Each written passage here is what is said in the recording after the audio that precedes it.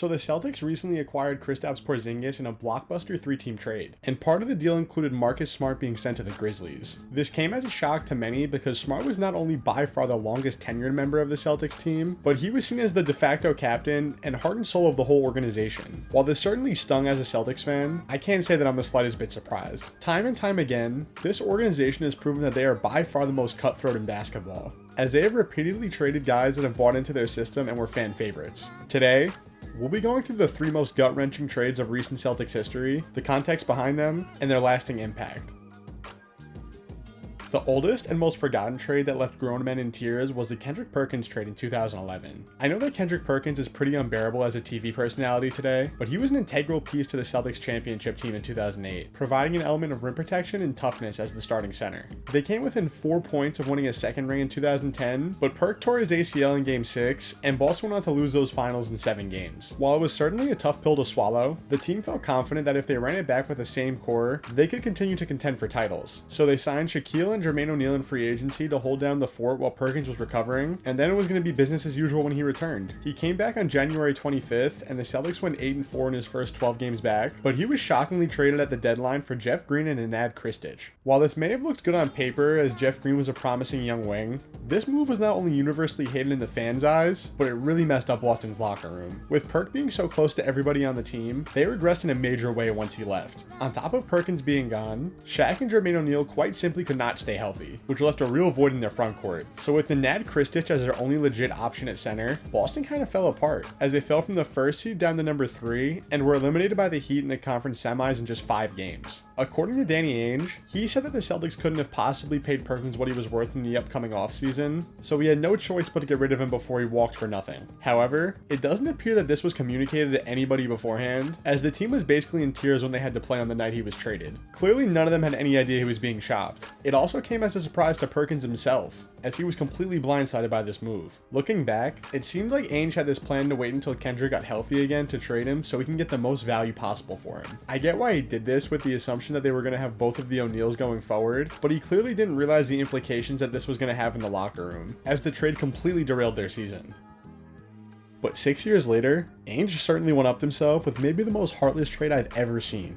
Back in 2015, Isaiah Thomas was traded to Boston in a last-minute deal at the deadline for Marcus Thornton and a first-round pick. This was seen as a solid deal for the Celtics, who added a nice young guard to their rebuilding rotation, but it turned out to be so much more than that. After surprisingly pushing the Celtics into the playoff picture during his first few months with the team, Isaiah became an All-Star in 2016, and then rose to All-NBA status and led the Celtics to the 1st seed in the East in 2017.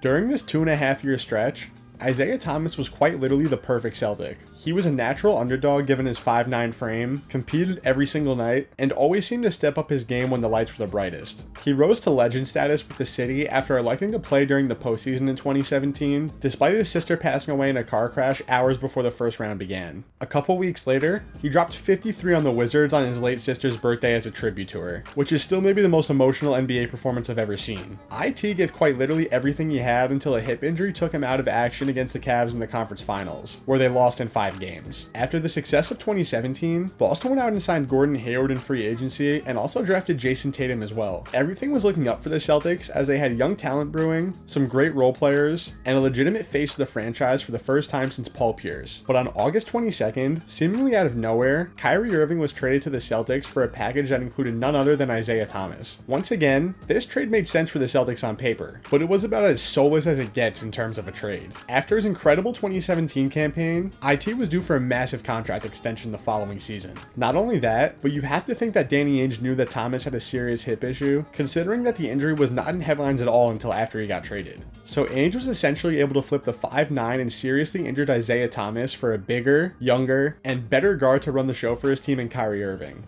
I get it, but to this day, this trade just does not sit right with me. Forget the fact that the Kyrie experiment failed miserably, it was just really foul that they were willing to move on from IT at a moment's notice. I mean, Isaiah embraced everything about being a Celtic, expedited their rebuild, brought them back to contention, and not only played through serious injury, but through the death of his sister. And after all that, they shipped him out without any warning.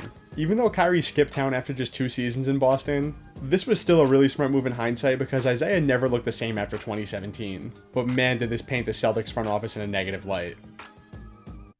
And this most recent trade really put things into perspective. Following 2022, the entire world saw primary ball handling as one of the weak points of the Celtics roster. And Brad Stevens brought in what was seemingly the perfect piece in Malcolm Brogdon. He won 6th Man of the Year, averaging a super efficient 15 points a game off the bench. After Boston flamed out in the playoffs once again this year, people weren't quite sure what to do, but it was evident that changes were needed. Brad Stevens had something up his sleeve though. Right before the draft, it was announced that Boston was acquiring Kristaps Porzingis in a 3-team trade that sent Malcolm Brogdon to the Clippers. While it wasn't the best look to trade your super successful 6-man just a year after acquiring him, Celtics fans were pretty content with this trade, but seemingly out of nowhere, the deal fell through after the Clippers and Celtics couldn't come to a firm agreement. Just when it seemed like Porzingis wasn't going to be a Celtic, Brad Stevens cooked up another trade to acquire the big man. But instead of Brogdon being shipped out, it was actually Marcus Smart. So in the span of a few hours, the Celtics dealt Malcolm Brogdon to the Clippers and then dealt Marcus Smart to Memphis, all while expecting Brogdon to return like nothing ever happened. Knowing that the front office wanted you gone must be a super weird position for Brogdon to be in, and I can't imagine he thinks too favorably of management right now.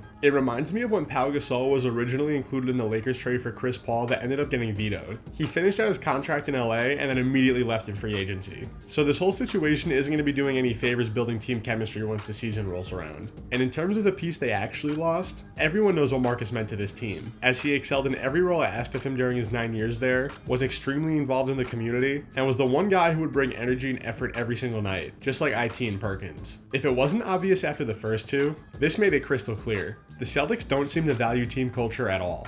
When they have their eyes set on someone, they'll do whatever it takes to acquire them. As a Celtics fan myself, I can't lie and say that I'm not excited to see Porzingis play alongside the Jays, but I just hate that Boston continues to make these 2 steps forward, 1 step back type of trades. Because it seems every time they acquire an addition of talent, they lose their identity as a trade-off. We may not have realized it then, but Perkins was clearly a connective piece to the Big 3 team that had more value than the stat sheet suggested. Isaiah Thomas was literally the franchise cornerstone, and Marcus Smart was the piece that made the Celtics go. And if we look back at what happened in 2011 and 17, both of those trades made by the Celtics didn't result in a championship.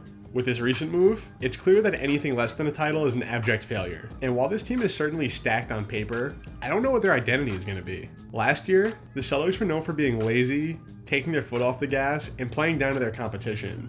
This was all even with Marcus Smart on the team. Without his hustle, defense, and playmaking, I seriously don't know who's going to be the one to step up and put their imprint on this team. I worry that without Smart, Boston will devolve into its worst habits and ultimately fall short again of winning a title. I sure hope I'm wrong, but history has told us otherwise. And that's all I have for you guys today. Let me know in the comments if you think this move will work out for the Celtics. Subscribe for more, and I'll see you guys in the next video.